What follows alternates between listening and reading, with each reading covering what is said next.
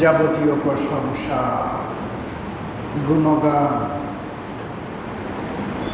প্রশংসা, শুকরিয়া আল্লাহ সুবহানাহু ওয়া তাআলার জন্য। আলহামদুলিল্লাহ। আল্লাহর দয়া এবং শান্তি প্রিয় রাসূল খাতামুন নবিয়্যিন মুহাম্মদুর রাসূলুল্লাহ সাল্লাল্লাহু আলাইহি ওয়াসাল্লামের প্রতি। সম্মানিত দিনদার পরহেজগার উপস্থিত মুসল্লিগণ, আপনাদের সামনে আমরা আলোচনা শুরু করেছি মুরাকাবা তথা আল্লাহর পর্যবেক্ষণ সম্পর্কে। গত জুমায় আপনারা জেনেছেন, আমরা উপস্থাপনের সাধ্যমতো চেষ্টা করেছি যে মুরাকাবা তথা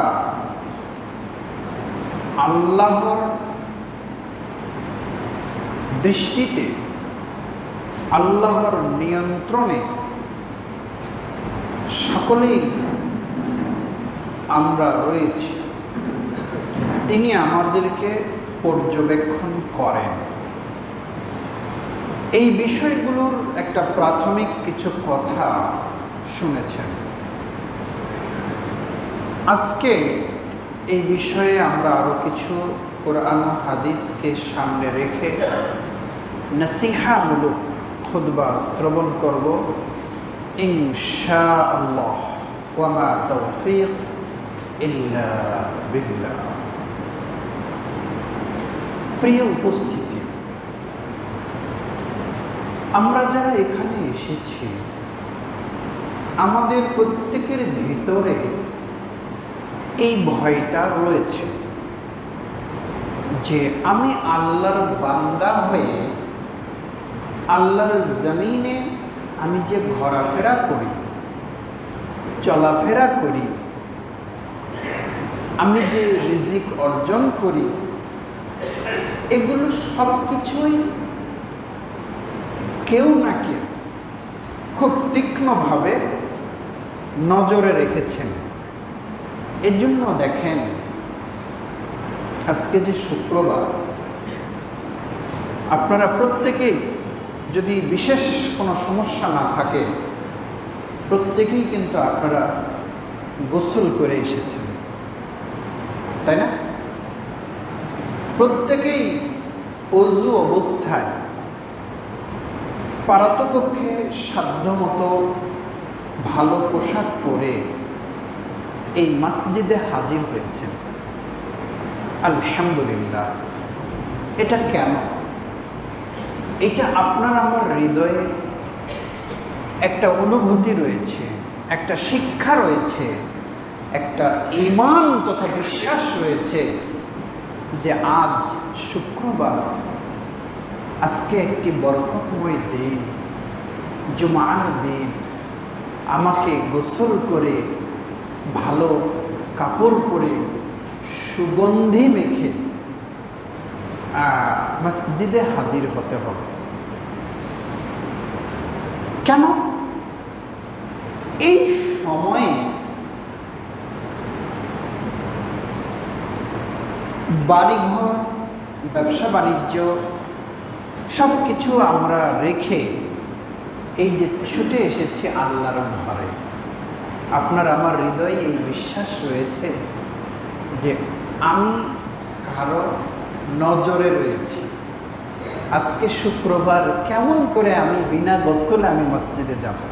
অথচ এই সময়ে, এই জোহরের ওয়াক্তে অনেকেই কিন্তু হতে পারে গোসলের সুযোগ হয়নি, আসা সালাত আদায় করতে হবে, হয়, এটা আমাদেরও হবে না, এটা কোনো কথা না। কিন্তু শুক্রবারের দিন, জুমার দিন, আমি কি করব? মসজিদে যাব, খুতবা শুনব, জুমার সালাত আদায় করব। এটা কিসের কারণে? আপনাকে কোন প্রেরণা আপনাকে বাড়ি থেকে তাড়িয়ে দিয়েছে। আমি তো বলবো তাড়িয়েই দিয়েছে। আপনাকে যদি এই মুহূর্তে কেউ যদি 2-4-10,000 টাকা দিয়ে যদি বলে যে বাড়িতে থাকো, আপনার ভিতরে এমন একটা মুরাকাবা রয়েছে, আল্লাহর প্রতি আপনার এমন একটা ভরসা রয়েছে, বিশ্বাস রয়েছে যে হায় আল্লাহ, এই শুক্রবারের দিন 10,000 টাকার লোভে আমি এই বাড়িতে বসে থাকবো আর এদিকে জুমা হয়ে যাবে, আপনি মানতে পারবেন না। এটা কি সহজ? সালাদ শেষ হওয়ার পরে 1 টাকার জন্য আমরা দৌড়াবো, এটা ঠিক আছে, কিন্তু 10,000 টাকা দিলেও আরো বেশি টাকা দিলেও ইমানদারদেরকে বাড়িতে রাখতে পারেও নি, কেউ পারবেও না ইনশাআল্লাহ। কেন? আপনি আল্লাহর নজরে রয়েছে, আল্লাহর তত্ত্বাবধানে রয়েছে, আপনার ভিতরে ভয় রয়েছে যে আমি সময় কাটাচ্ছি অথচ আল্লাহ আমাকে দেখছেন, অথচ আমি এমন একদিন ওই আল্লাহর কাছে হাজির হব। আচ্ছা, পৃথিবীতে কোনো রকম বিপদ আপদ, মুসিবত, অসুস্থতা, রোগ শোক এগুলো হলে এখান থেকে বাঁচার জন্য প্রথমত আমরা পকেটের দিকে তাকাই, মানে টাকা পয়সা আছে কিনা। মানে যে কোনো বিপদ হলেই আমরা আগে আমাদের ব্রেনটা কোথায় যায়, যে আমার অমুক জায়গায় এই টাকাটা রাখা আছে। মানে আমরা বিশ্বাস করি যে দুনিয়াবি কোনো বিপদে টাকা এমন একটা শক্তি যা আমাকে কি করবে, সহযোগিতা করবে। এটা আপনি না, আমিও সবাই এটা মনে করে। এটা মনে করা খারাপ কিছু না। আপনি ক্ষুধা লেগেছে, আপনি জানেন যে খেলে আপনার পেট ভরবে, কিন্তু রিজিকটা আল্লাহ, এটা বিশ্বাস রাখতে হবে। কিন্তু খাবারের জন্য আপনি দৌড়াবেন, কারণ কিছু পেটে দিলে আপনার ক্ষুধা মিটবে, এটা যেমন আপনি মনে করেন, এটা তো খারাপ কিছু না। তা আপনি বিপদে পড়লে টাকার প্রতি আপনার নজর কেন? যে টাকা, এই বিপদ থেকে এই খরচটা হবে তো, হ্যাঁ ঠিক আছে, টাকার ব্যবস্থা হয়ে যাবে, এটা খারাপ কিছু। 2, পৃথিবীতে একজন মানুষ যত মানুষকে ভরসা বিশ্বাস করে, সবচেয়ে বিশ্বাসের বস্তু হলো নিজ সন্তান। কে? এর চেয়ে ভরসার জায়গা আর হতেও পারে না, নাইও। সেই জন্য পৃথিবীতে মানুষ নির্ভর করে 2টা জিনিসের উপরে, একটা মালের উপরে আর একটা সন্তানের উপরে। আল্লাহ বলেন, কিন্তু এমন একটা দিন আসবে, এমন একটা দিন আসবে যেই দিনটাকে বলা হয় কিয়ামত, যে দিনটাকে বলা হয় হাসর, যেই দিনটাকে বলা হয় আখিরাত, যে দিনটাকে বলা হয় হিসাবের দিন, নেই বিচারের দিন, পুনরুত্থানের দিন। এই একটা দিন আপনার আমার উপরে আসবে, সেটার ব্যাপারে আল্লাহ দুনিয়ার এই চিত্রটার সম্পূর্ণ বিপরীত চিত্র দাঁড়িয়ে যাবে। আল্লাহ বলেন, ইয়াউমা লা ইয়ানফাউ মালুন ওয়ালা বানুন। এমন একটা দিন, এমন একটা সময়, এমন একটা প্রেক্ষাপট মানুষের কাছে আসবে, দুনিয়ার মানুষেরা বিপদে আপদে মুসিবতে সবসময় মালের সন্ধান করে আর নিজ সন্তানের সন্ধান করে। ছেলেরা কোথায়? আমার অমুক মেয়ে কোথায়? আমার অমুক ছেলেটা কোথায়? ছেলেটাকে ফোন দাও তো, সে কোথায় আছে, বাড়িতে সমস্যা। তবে আল্লাহ বলেন, ওহে আমার বান্দা, জেনে রেখো, মনে রেখো, ভুলে যেও না, ভয় করো, এমন একটা দিন আসবে লা ইয়ানফাউ মালু ওয়ালা বানুন।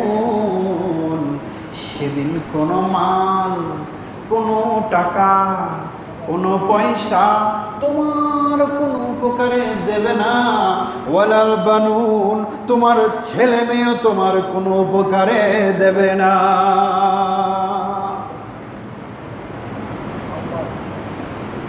এই দিনটা আসছে। এখানে একটা কথা একটু অ্যাড করে নিতে যাচ্ছি। তাহলে মানুষ সর্বপ্রথম নিজের প্রয়োজনে কিসের খোঁজ করে? মাল, সম্পদ, টাকা পয়সা। তারপরে কার উপর ভরসা বা খোঁজ করে? নিজ সন্তান। আমি একটা কথা বলতে চাচ্ছি, যারা এখানে সন্তান রয়েছেন, সবাই তো সন্তান। আমি বলতে চাচ্ছি যাদের বাবা মা বেঁচে আছে, এই সন্তান, তাদেরও সন্তান হতে পারে, কিন্তু বাবা মা বেঁচে আছে, আমি এই সন্তানটাকে আমি খোঁজ করছি। এখানে অনেকেই আছেন, তবে আমি এর বাইরে। মাও মারা গেছে ছোটবেলায়, বাবাও মারা গেছে। এই জন্য বললাম যে অনেকেই আছেন যাদের বাবা মা বেঁচে আছে। পৃথিবীর সকল মানুষ, এতক্ষণ পর্যন্ত আমি যে ওয়াজ করলাম, এই আজকের খুতবায় দেখেন তো, পৃথিবীর হিন্দু মুসলিম বলে কোনো কথা নেই, ভারত বাংলাদেশ বলে কোনো কথা নেই। মানুষ নিজের প্রয়োজনে সম্পদ, এরপরে তো সন্তান, নাকি? এটা তো সবার তো প্রযোজ্য, নাকি? তবে আমি বলতে চাচ্ছি, এমন কিছু হতভাগা সন্তান রয়েছে, যেই সন্তানগুলোর আচরণে, ব্যবহারে, চলাফেরায়, লেনদেনে বিপদ হওয়ার পরও বাবা মা তাদের কথা স্মরণ করে না।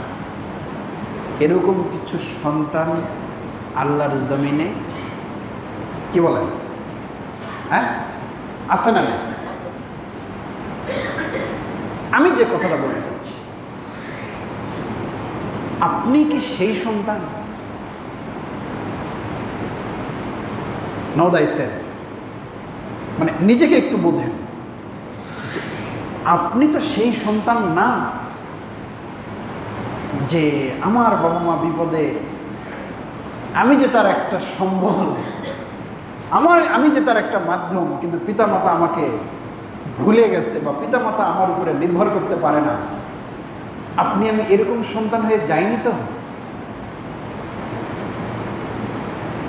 গেলে বুঝবেন যে পৃথিবীর সব পিতামাতাই সন্তানের উপরে নির্ভর করে, আপনার বাবা মা আপনার উপর ভরসা করতে পারে না। তার মানে আল্লাহর এই জমিনে, আসমানের নিচে জমিনের উপরে যদি কুলাঙ্গার যদি সন্তান থেকে থাকে, এটাই হচ্ছে সেটা, এটাই হচ্ছে এই মালই হলো সেই মাল। আপনি রাগ করেন না,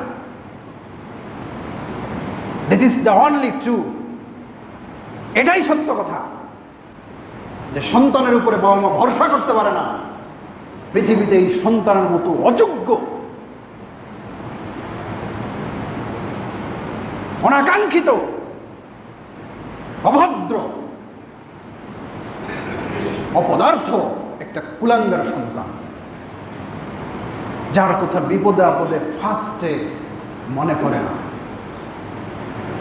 আপনি শিক্ষিত অশিক্ষিত এটা আমার দেখার বিষয় না, কিন্তু আমি বলতে চাচ্ছি যে আপনার বাবা মা আপনার তাদের প্রয়োজনে মালের পরে আপনাকে স্মরণ করে কিনা, নাকি আর অন্য কোনো ভাইকে করে?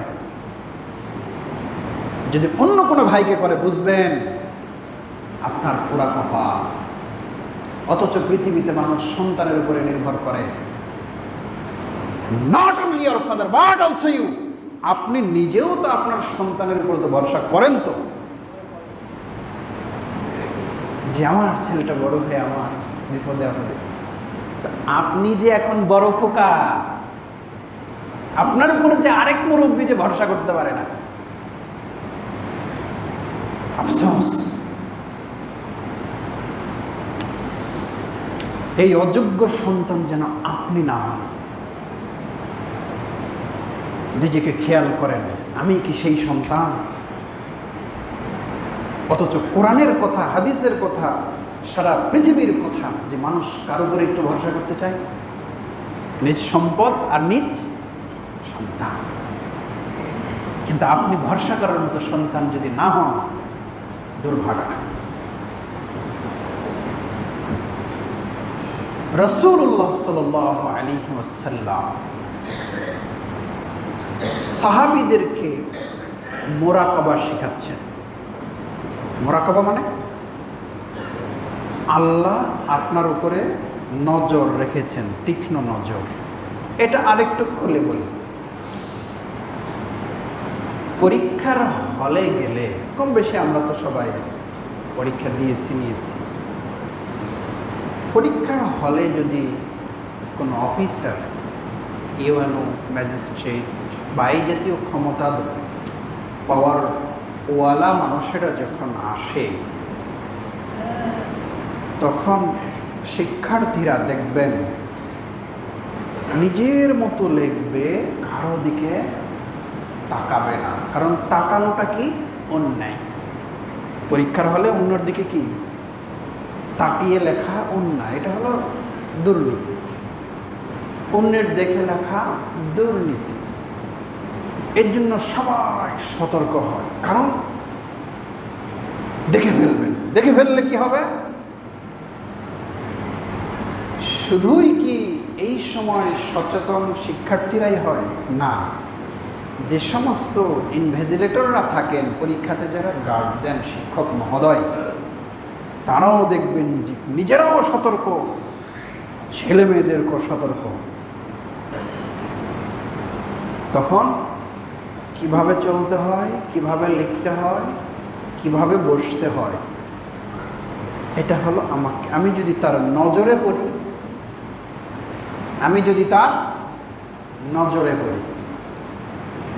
তা আমি যদি তার নজরের যদি খারাপটা পড়ি, তার দৃষ্টিতে যদি আমি খারাপটা পড়ি, তাহলে আমার খারাপ কপালে আছে। এজন্য আমি সতর্ক হয়েছি। আমার প্রিয় ভাইরা, বাবাজিরা, এটা হলো দৃষ্টিভঙ্গি যে তিনি কেউ একজন আমাকে দেখবেন। এটা মানুষ, যেহেতু আপনিও মানুষ, ম্যাজিস্ট্রেটও একজন মানুষ, এই জন্য উনি এসে আপনাকে দেখেন। যখন মুরাকাবা করেন, যখন রকিব করেন, যখন আপনাকে পর্যবেক্ষণ করেন, তখন আপনি তার চোখে যেন আপনার কোনো মিসবিহেভ ধরা না পড়ে, কোনো অনাকাঙ্ক্ষিত যেন ব্যবহার ধরা না পড়ে, আপনি খেয়াল রাখেন। আবার যখন সেই অফিসার যখন চলে যায়, যদি রুমে একটা সিসিটিভি থাকে, উনি দূরে রয়েছেন কিন্তু সিসিটিভিটা রয়েছে, উনি থাক বা না থাক, আপনি কিন্তু সচেতন। কেন? আপনার মুরাকাবা চলছে, আপনাকে কেউ কি করছে?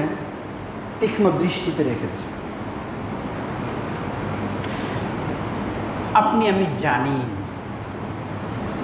এই দুনিয়াটা হচ্ছে মুমিনদের জন্য হলো পরীক্ষার হল।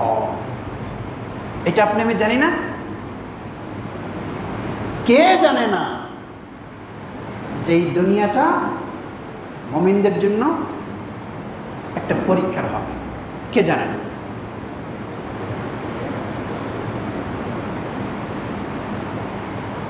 এই হলে আপনাকে সব কিছু দিয়ে ছেড়ে দেওয়া হয়েছে।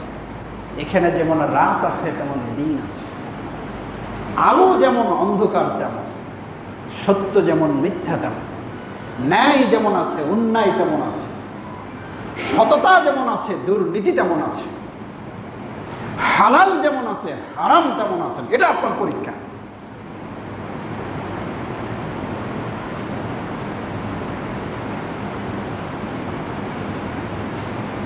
ইন্নাল্লাহা কানা আলাইকুম রাকীবা, নিশ্চয় তোমাদের উপরে একজন তীক্ষ্ণভাবে দৃষ্টি রেখেছেন, তিনি হলেন আল্লাহ। এই জিনিসটা আপনি আমি দুনিয়াতে বেঁচে থাকা অবস্থায় ভুলে যাই যে আমরা কারো তত্ত্বাবধানে আছি। এটা রাসূলুল্লাহ সাল্লাল্লাহু আলাইহি ওয়াসাল্লাম এই জিনিসটা সাহাবীদেরকে বুঝিয়ে দিলেন যে দেখো, এটা আল্লাহর অস্তিত্ব অনুভব করা, আল্লাহ তোমাকে দেখছেন, এটা অনুভব করতে হবে। তিনি একটা উদাহরণ দিলেন। কি উদাহরণ? যে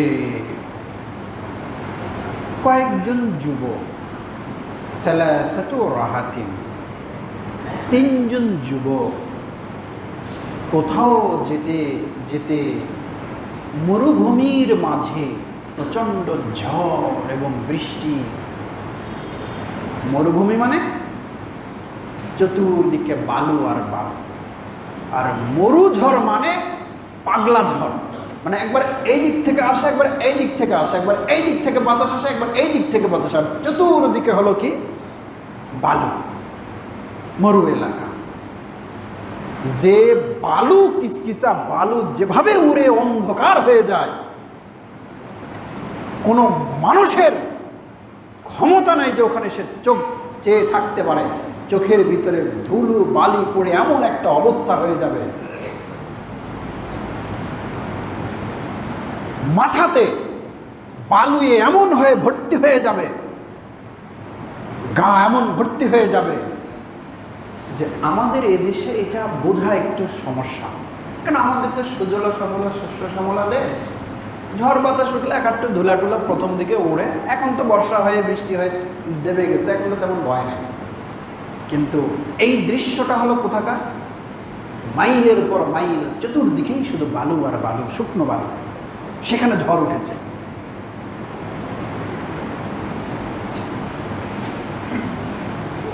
তো ঝড় যখন উঠতে যাচ্ছে, চলা তো যাবে না, থাকা তো যাবে না, ওরে মোরে ছিঁড়ে দৌড়ে ওই তিন যুবক একটা পাহাড়ের কাছে চলে গেল।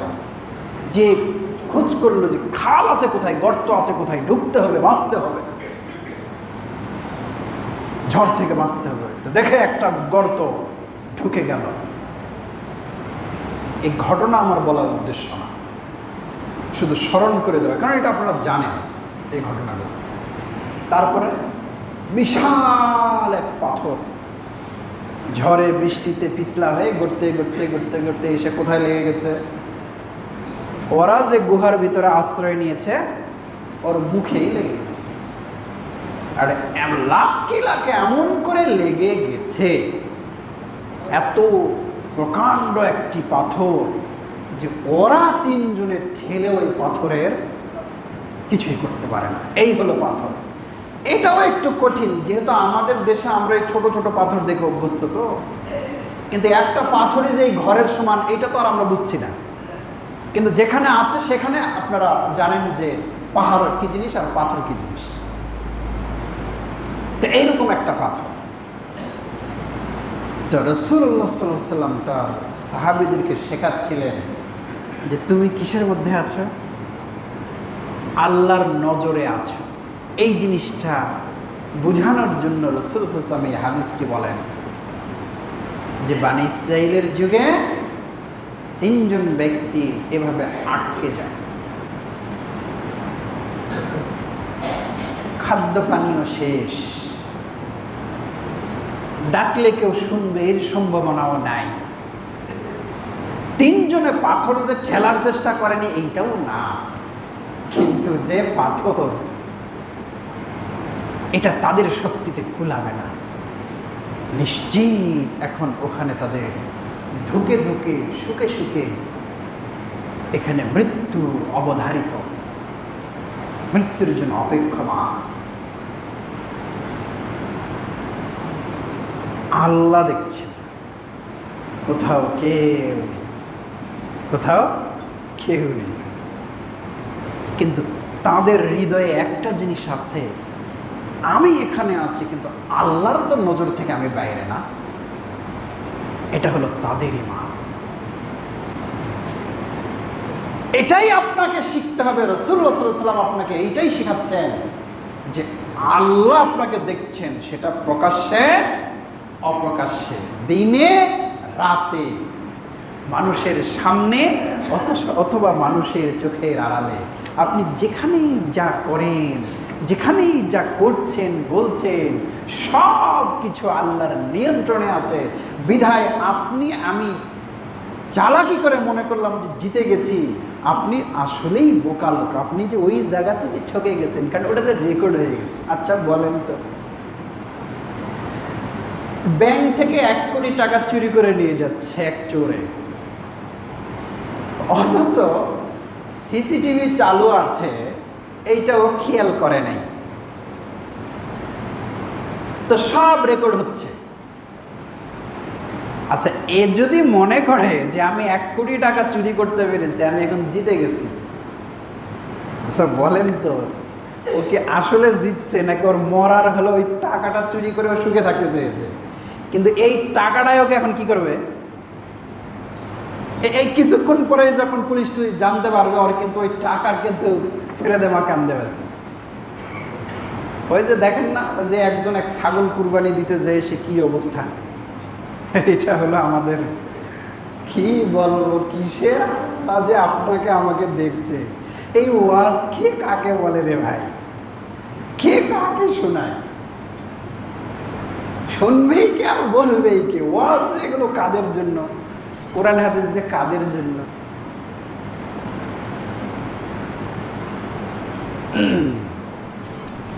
তো কেউ ওই চোর যদি মনে করে যে ও জিতে গেছে বা খুব চালাক, ওই চুরি না করার আগ পর্যন্ত ভালোই ছিল। যখন থেকে চুরি করেছে ও তখন থেকে রেকর্ডে পড়ে গেছে। ওর আর মৃত্যু পর্যন্ত কি নাই, ও ধরা পড়লে পড়লো, না পড়লেও আজীবন ফেরারি আসামি হয়ে ঘুরতে হবে। ওটা না করাই ভালো ছিল। আমি আসলে একটা মেসেজ দিতে চাচ্ছি, এটা আমি বোঝাতে পারলাম কিনা, যে টাকা চুরি করে ও কিন্তু আসলে সুখ নিতে পারবে না, যেহেতু কি হচ্ছে, রেকর্ড হচ্ছে, রেহাই।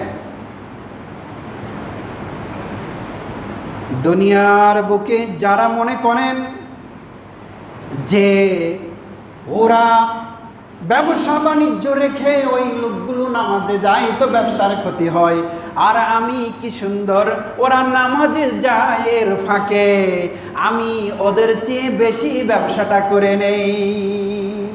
কারণ কি? নামাজে গেলে নিম্নে 20 মিনিট সময় খাবে। তা আমিও কাপড়ের দোকানদার, উনিও কাপড়ের দোকানদার। তো যে কাপড়ের দোকানদার ও দোকান রেখে নামাজে গেছে 20 মিনিটের জন্য, আমি তো চালাক মানুষ, আমি তো নামাজে যাব না। ওই 20 মিনিটে ওই সারাদিনে যা বেচবে এর ফাঁকে আমি একাই কি করে ফেলবো?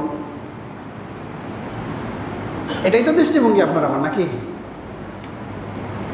কিন্তু আফসোস, আপনি যে নামাজে যান নাই, দোকানে আছেন, এইটা কি হচ্ছে? কি হচ্ছে বলেন? এটা রেকর্ড হচ্ছে। কে রেকর্ড করছে? কে দেখছে? কার মোরাকাবায় আছেন? এটাই আল্লাহ আপনাকে পর্যবেক্ষণ করছে যে তুই যাস না।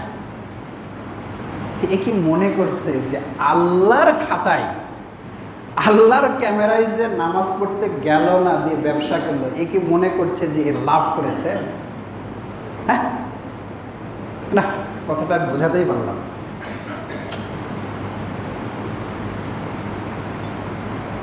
যে চোরের রেকর্ড হচ্ছে, ওই চোর কি কোটি টাকা চুরি করে কেউ লাভবান হবে? আধা ঘন্টা পরে ওর নামে সন্ধান শুরু হয়ে যাবে,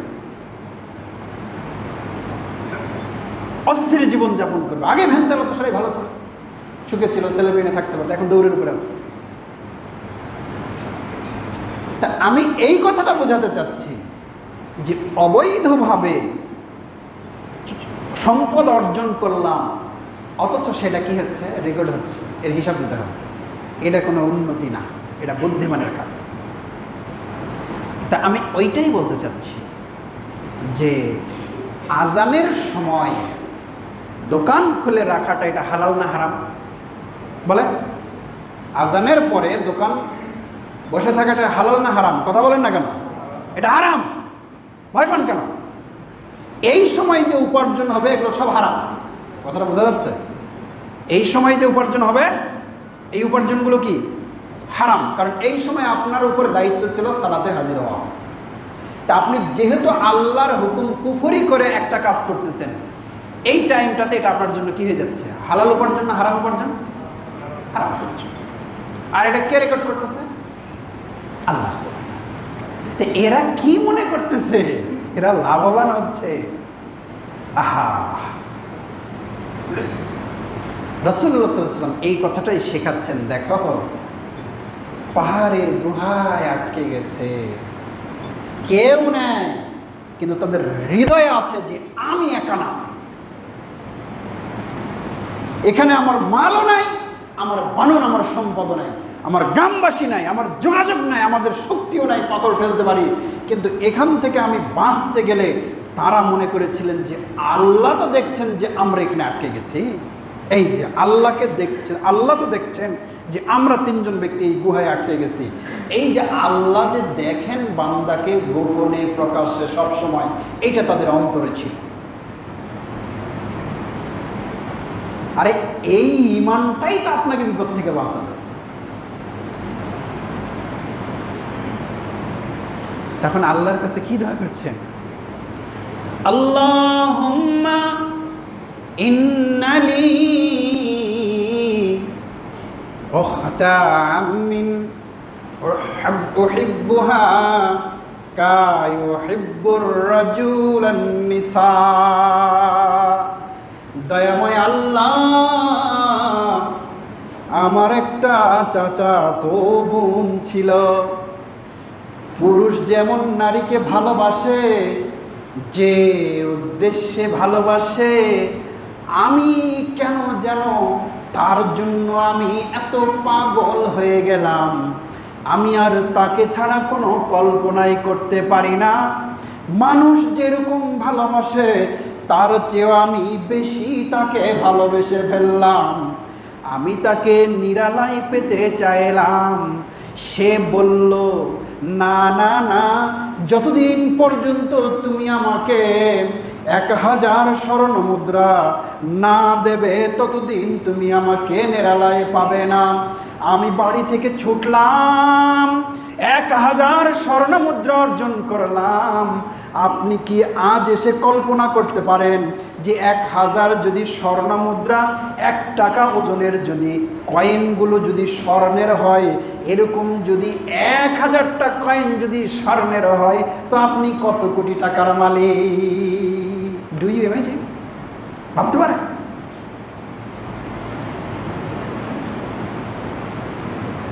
প্রেমের টানে কতটুকু পাগল হলে ও দুনিয়ার সব ভুলে গেছে, 1000 স্বর্ণ মুদ্রাই আমি সংগ্রহ করব, পাগল হয়ে গেছে। এটা পাগলাম। তবে দেখেন, হৃদয়ে দেখেন,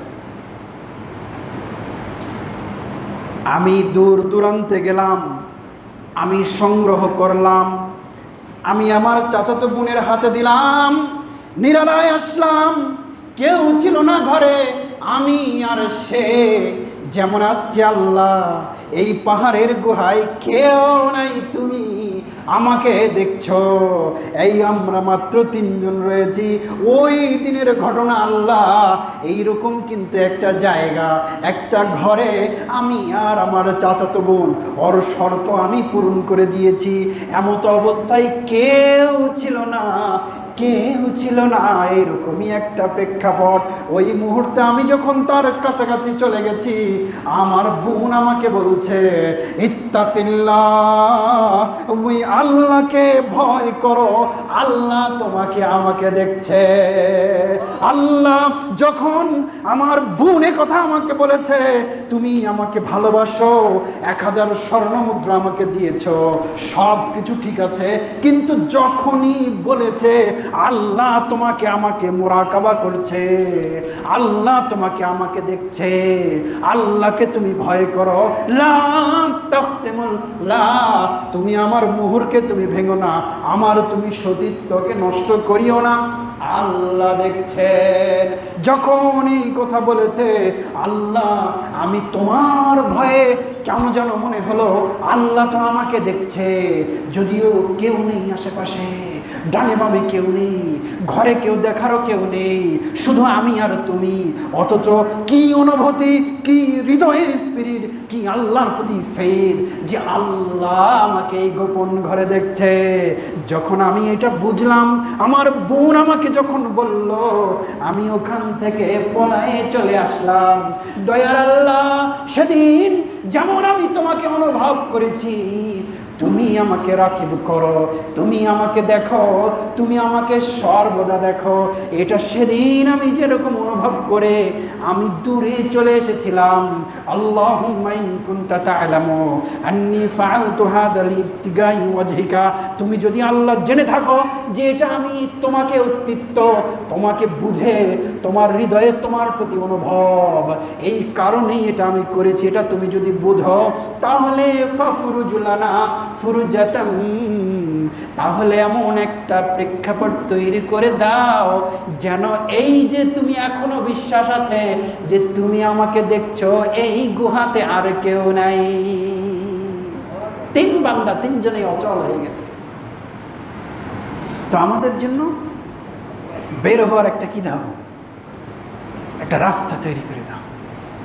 এরপরের অংশটা তো আপনারা জানেন, ওরা বের হতে পেরেছিল না পারে নাই? হ্যাঁ, পেরেছিল। তো কে করেছিল বলেন, কে করেছিল? আল্লাহ সুবহানাহু। এই অনুভব, এইভাবে আল্লাহকে দিল থেকে সবসময় মনে রাখা যে আল্লাহ আমাকে দেখছেন, আমার ভালো, আমার মন্দ, আমার সুখ, আমার দুঃখ, এই সব সময় এই অনুভূতি নিয়ে আল্লাহর তত্ত্বাবধানে আপনি আমি আছি। এইটার নাম কি বলেন? এটার নাম কি? মুরাকাবা। এই মুরাকাবা নামে আপনারা যেটা শিখছেন, ওইটা আমি গত জুমাতে ওটা আমি বাতিল করেছি, ওইটা না, এটা হলো মুরাকাবা। তো বিশ্বাস হচ্ছে আপনি আমি যে যেখানে আছি, যে যে সেক্টরে আছি, সিসিটিভি থাক বা না থাক, কিন্তু আল্লাহর মুরাকাবায় আপনি আমি সকলেই আছি। অতএব কি করবেন? কি করব?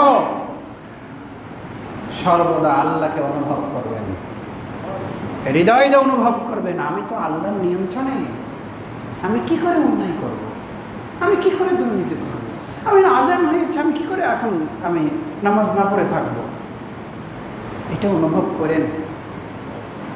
আর বেশি চালাকি করেন না, ওই চোরের মতো হয়েন না, যার রেকর্ড হচ্ছে মনে করছে যে ও খুব ভালো থাকবে, অথচ আধা ঘন্টা পরে দৌড়ানি শুরু হবে। এর মতো চালাক হওয়ার দরকার না। আল্লাহ আপনাকে আমাকে আল্লাহর মুরাকাবাকে বিশ্বাস করে আল্লাহ আপনাকে আমাকে সবসময় দেখছেন, তার নিয়ন্ত্রণাধীন আপনি আমি, এটা অনুভব করে আপনার আমার জিন্দেগির বাকি সময় যেন কাটাতে পারি। আল্লাহ তুমি কবুল করে নাও।